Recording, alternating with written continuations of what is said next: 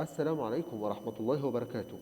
هنتكلم اليوم عن موعد مباراة كهربة الإسماعيلية ضد الزمالك، لكن قبل ما ندخل في تفاصيل هذه المباراة عايزك تنزل تصلي على النبي وتذكر الله وتضغط لنا لايك وتفعل زر التنبيهات وتشترك في القناة ليصلك كل جديد.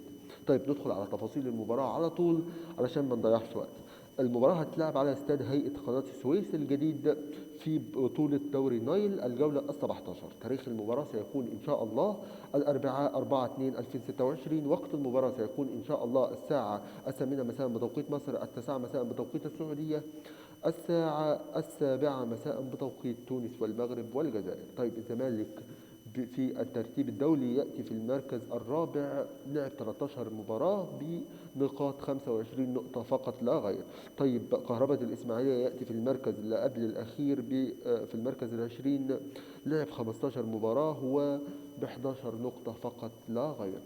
طيب أنا توقعي هذه المباراة فوز الزمالك لا محالة، لأن الزمالك ما عندوش رفاهية التعادل ولا الخسارة، لأنه عايز يواصل الفوز ويواصل المنافسة.